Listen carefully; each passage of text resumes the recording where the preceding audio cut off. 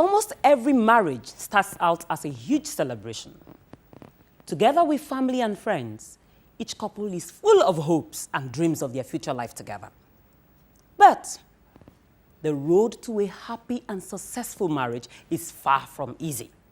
Hello and welcome to Bond. My name is Maimuna Yahaya. Let's visit our Chan Square.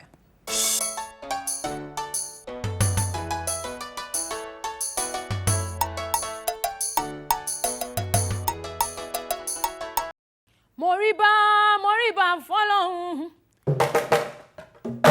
Ìbà mo fọjọ́ oníjú. Àdáṣe ní ń mọ. Ìbà ohun mọ èèyàn nílé ayé. Mo ní mo dúpẹ́ pé mo jẹ́ obìnrin. Ọ̀rọ̀ lórí obìnrin mo fẹ́ wí. Mo ní láyé àtijọ́. Mo láwọn òbí wa. Wọ́n ní kò pọn dandan kọ́rọ̀ mọ obìnrin lọ sílé ìwé òjèrè. Ṣùgbọ́n láyé òde òní, obìnrin dájájọ́. Mo náà di dókítà òjèrè. Mo náà dẹni iyì ẹni pàtàkì láwùjọ òjèrè. Àwọn bíi Margaret Epo ń kọ́. Dora Akuyili náà ń bẹ̀m̀bẹ̀ òjèrè. Ngozi Okonjo-Iweala náà kúkú ń bẹ̀m̀bẹ̀ òjèrè. Ìnípin mo lóhùn náà wà ń bẹ̀ òjèrè. Queen Amina ti Zaria náà kúkú ń bẹ̀m̀bẹ̀ òjèrè. Ìyàwó HID Awólọ́wọ̀ ń kọ́. Kúdíràtù Abíọ́lá, obìnrin takuntakun tó jà fẹ́tọ́ mẹ́nìyàn. Kọ́lọ́n bá mi délẹ̀ rere fún.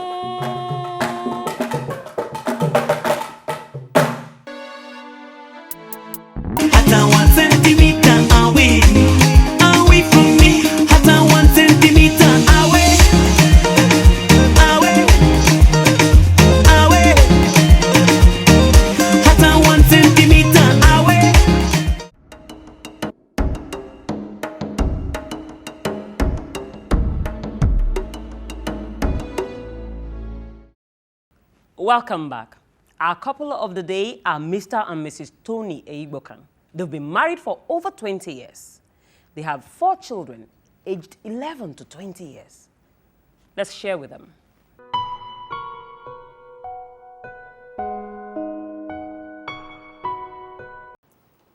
You've been married for 20 years. Yes. How has the journey been so far?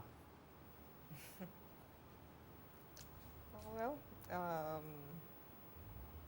it hasn't been easy, and at the same time, I will give all glory to God. You know, having come from different, ethnic backgrounds.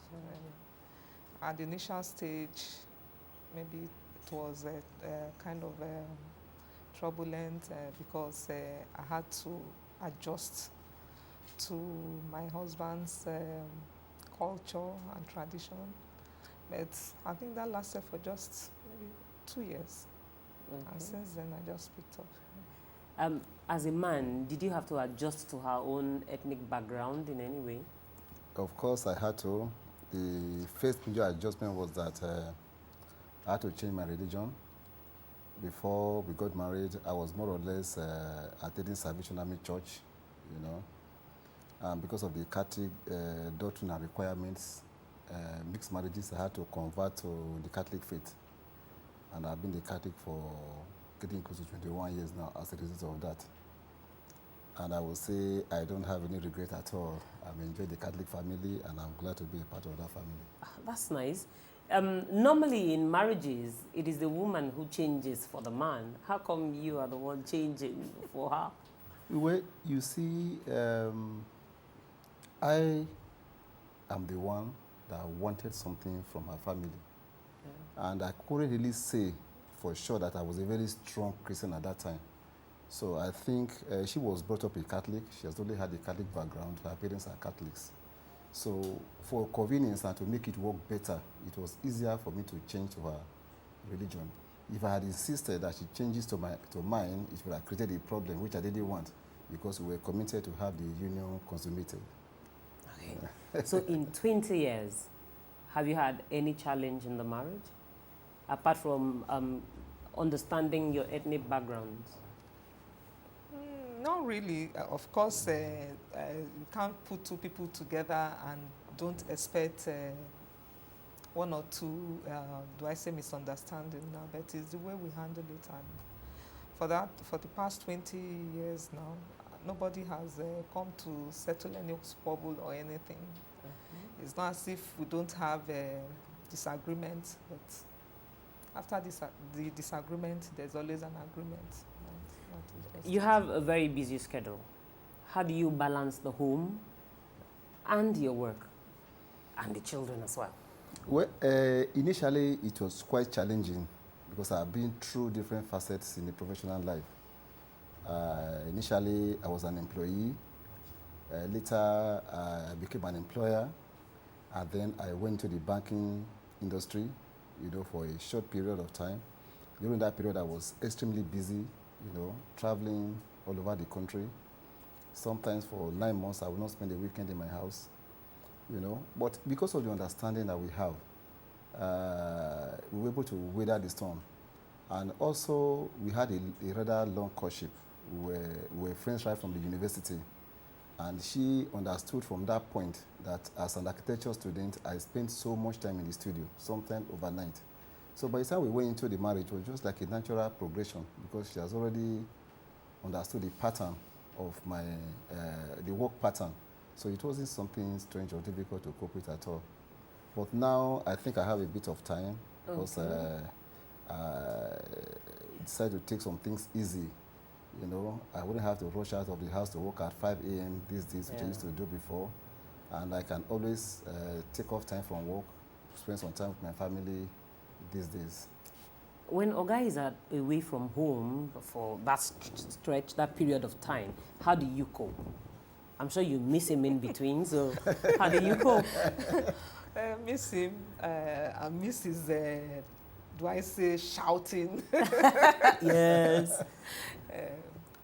Well, I keep myself busy with the children, and then thank God for GSM. Yes. Communication is as much, has been improved of late. So we always talk as if he's around. Okay. Yes. Talking about the children, when they started coming in, did it take her attention away from you in any way? No, I wouldn't say so at all. I would say both of us took a little of our attention and devoted to the children. But there was really never a shortfall of our attention for the family, myself inclusive. I didn't see or perceive or experience any change in attention at all. No. Okay. Let's go back to changing from one faith to another. Did your family react to it in any way? Well, there was a reaction to the whole marriage, not just the religion aspect alone. The fact that we are from different ethnic backgrounds, so there were a lot of opposition. The opposition wasn't just, like I said, on the religion. It was more or less, where we were from. And that, at that time, caused a bit of delay in the marriage, up to 3 years. When we first presented our intention, there were objections from both sides. And we just left it that way. So about 3 years later, my family asked me if I wasn't going to get married. I said I was ready to get married. They said, do you have somebody? I said, I have somebody. Who is the person? I presented the same person I presented 3 years earlier. I think when I did that, they believed or they got to know that I was serious about my choice. And after a while, people had to just bring to my wish. When your family objected, what did you do? Or what did you say to them? Just like what happened to him, I also kept quiet and I didn't react negatively. I just stayed away from them until later, not really necessarily my dad, but family members were now asking me, what's happening, what's going to happen? I told them I brought somebody and you were telling me to bring someone from my place, and I don't live there. I don't interact with anybody, and I would not want anybody, to, do I say, matchmake me with someone I don't know.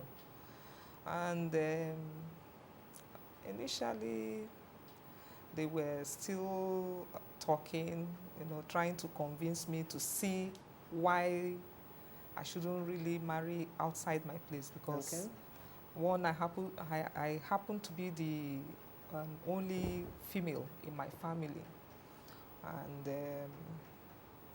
they saw me as a mother, yes, to my brothers, and as such, they didn't want me to really go far. But when I insisted, just then this issue of religion came up. And my father now said, okay, what fits? And then I said, he's not a Catholic. He said, the only condition is maybe because he's a man and they thought he won't agree easily. The only condition now is that if he can marry you in the Catholic Church, if he can wed you there, then...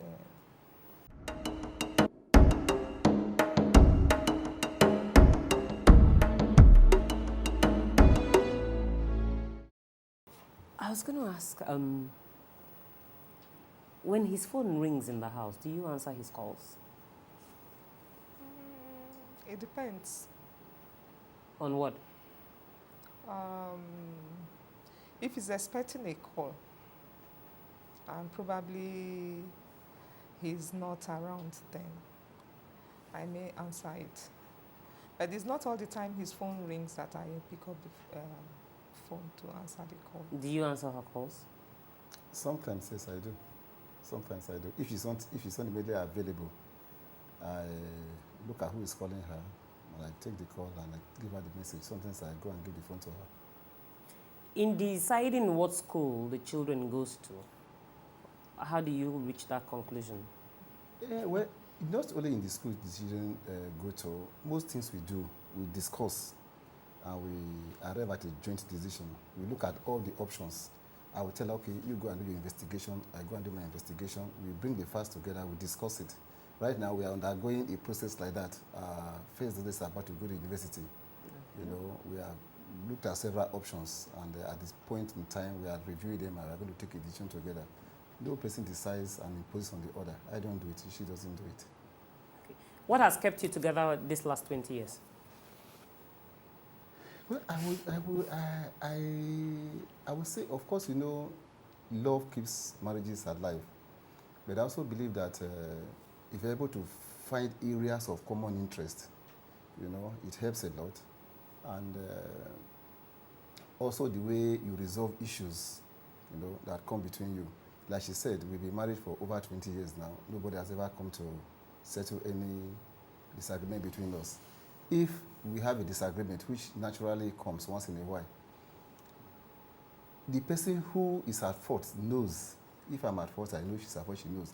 That person makes overtures, makes the peace moves towards the other. And in a way, the other person, because you're also willing for peace, you kind of accept it and we just let it go. There are times we might have a disagreement and visitors coming to this house.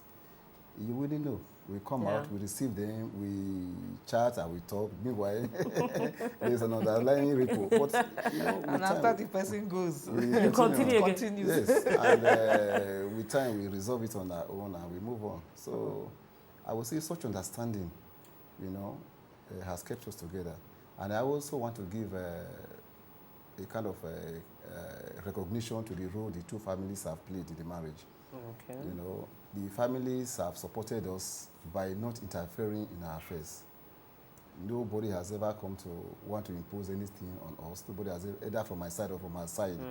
Nobody has ever come to say, oh, I observed this thing about your wife, or I observed this about your husband, I want to do this, I want you to do that. Nobody has interfered.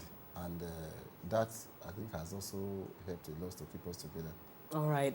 And then let me chip in something. You asked what has kept us together after 20 years. I really say we've been together for like 26 years, because we courted for 6 years before we got married. And I would say communication. I'm very open. There's nothing he keeps away from me. So even if you see me now and you tell me my husband did this or that, or I saw your husband in so place, if it's something I know he can do, I will tell you that, oh, it's true. But if you just told me for maybe wanting to know my reaction, I'll just thank you and then I'll move on. Because I know everything about him and he knows everything about me. If he says, I'm traveling to Edo State, for instance, and you come and tell me you saw my husband in Abuja, I won't even listen to you. Because I know my husband cannot tell me he's going to Edo State and he will be in another place. And then secondly, it's true, surprises are nice, but there is hardly anything, any major thing that he has done or he has undertaken without carrying me along. I think that is just it, communication. He tells me everything and he seeks my opinion before, though sometimes we'll say, okay, I'm vetoing it. Then I know, at least I'm aware. Yeah. Yes. He doesn't just spring up surprises on me like that. And, I think That's good. In bringing up the children, what moral values do you impact on them? Well, one of the major things we try to do is to bring them up in the way of the Lord. Because we believe that with good moral instruction and good Christian values, they will be guided. They'll be able to know what is right and what is wrong on their own and be able to choose right. We bring them up with love. For instance, I make them to love me so much that they will not want to offend me and do something that will make me unhappy. So when I say don't do this, I don't force it. Because they don't want to make me unhappy, they wouldn't do it. I remember my own upbringing. I have very strict and disciplined upbringing. In fact, when I heard my father coming to the house, I would run away. But what I've tried to do is that when my children hear me coming to the house, they run towards me and embrace me. So it's direct opposite, because I know the impact that had in my life, and I don't want my children to be brought up by running away from me. So I bring them in a way that they come towards me instead of going away from me. How did you get them to love you so much that they do not want to offend you? How? How did you do that? Well, it's just by bringing them close, talking to them, little things, playing, little gifts, just things like, it's something that evolves naturally. Yeah. It's not a structured or a set of rules to achieve it. These are kids coming to the world. You start to build a relationship with them as children, and that relationship continues. Even my son, who is over 20, we still have that very close relationship till today. What's your relationship with the children? In addition to what my husband said, we bond very well with the children. Let me use that word. And as such, whatever they hear from outside, they come to us to confirm from us. That is maybe things that we never discussed with them before. Or if something happens at school, once they get into the car, Mommy, do you know what happened? So person did this, or this teacher said this, or, by so doing, I kind of know their friends. We know the kind of friends they have. The good ones, we encourage them to maintain the relationship. And those that we feel will have a negative influence on them, we try as much as possible to discourage them from associating with such people. And then one good thing about them is that maybe because we make them our friends, they listen to us a lot. Yes. Once you say, don't do this, they don't do it. They don't, especially when daddy says it. They don't like hurting daddy. Or they don't like seeing daddy angry with them.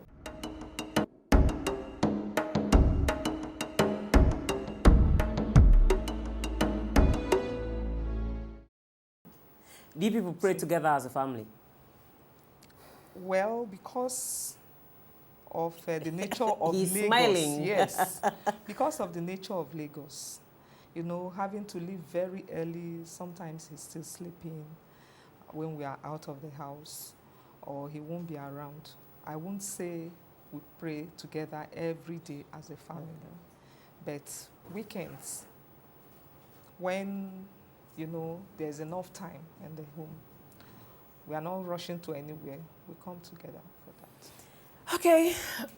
we're going to let you go at this point. But before you go, we want to say keep bonding, stay happy, and love your children. This is from Fifi Ovens. She's saying thank you, bond some more. And we have Burial saying to us, enjoy yourself.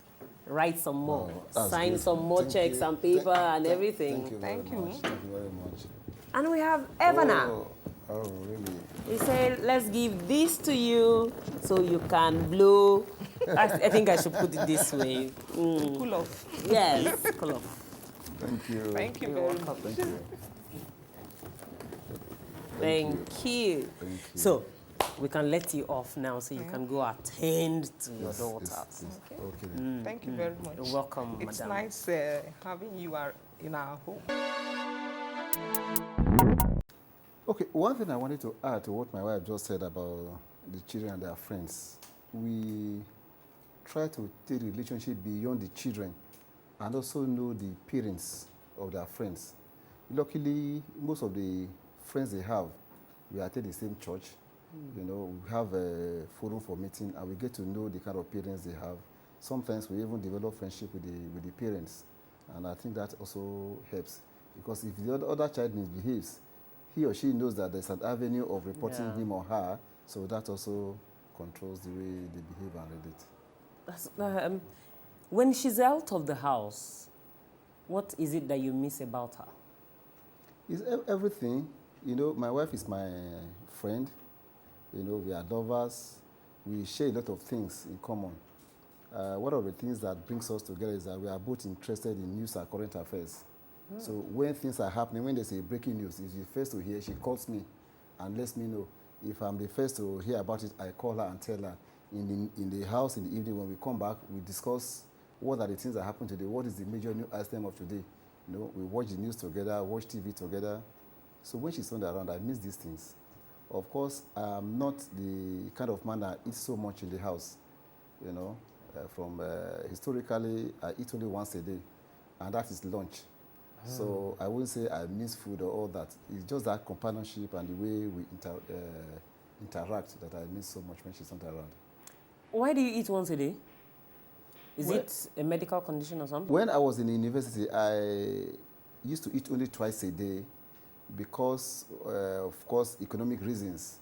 You know, then we used to have meal tickets, which cost 50 kobo per meal. And if I skip a meal for 2 days, I'm able to get a meal for the third day. So instead of feeding with 45 naira a month, I was able to feed with 30 naira a month. And that 15 naira did a lot of things for me. At the end of the year, I could buy color TV, I could buy a fridge, I could buy a fan in my room. So many things I was able to do with that. And then again, by the time I graduated and I was working and I was maturing in life, I got to know that eating in the evening and sleeping immediately after is not very healthy. You know, that the food doesn't digest on time and you end up having pot belly and some health issues. So I just keep that one and it's stuck ever since. So I would say something that I just developed out of... Your child has to go for an examination. And she said it has taken her over 1 year to prepare for that exams every Saturday. Yes. What kind of exam is that? It's called the catechism exam. Okay. You know, the Catholic faith is a way of life. So you are taught to understand so many things, and then you have to take an exam at the end of that preparation. That exam is called the catechism exam. When you pass that exam, you are now prepared for the first Holy Communion. And it takes 1 year? Sometimes it takes more. Really? Yes, sometimes it takes more. If you don't pass this exam, now she has to prepare again for another 1 year before she takes the exam again. It's interesting. Yeah, very interesting. Well, it's good enough that our children have to go through all that. At least it makes them better people. That's right. It makes them understand that there is a supreme being that is more important than any other thing. Absolutely right. And then it keeps them, it checks them. That's It's right. a check and balance. That's right. We like that. Thank you very much for letting us into your home. Thank you very much. It's been nice talking to you. Nice talking to you, having me in my home too. I would say I enjoyed every minute of it. Thank you, Giving sir. me an opportunity to share my life experiences with the younger ones. I hope they're able to pick 1 or 2 things that will also guide them and also to have a successful marriage. Thank you very much.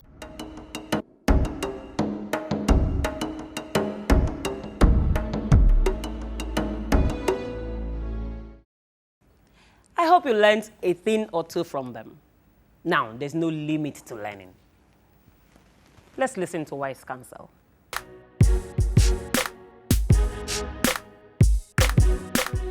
Well, as a child of God, I know that love covereth all multitudes of sin. Whatever it is, love will cover it.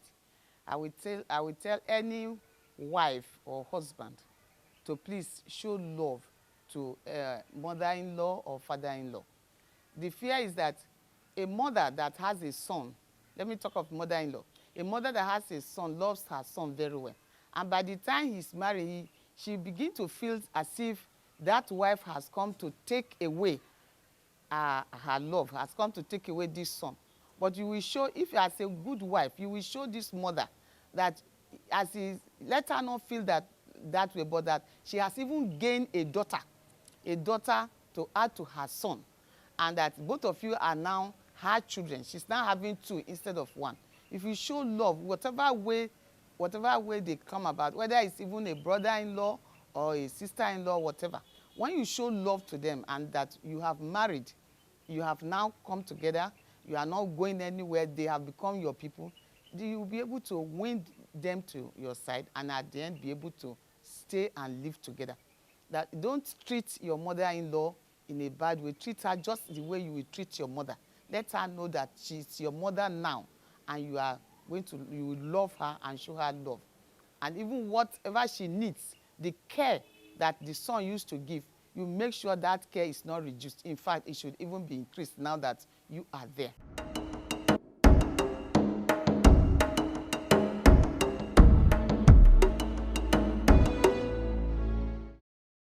So, that's our program for today. See you same time next week on Bond, where we talk issues.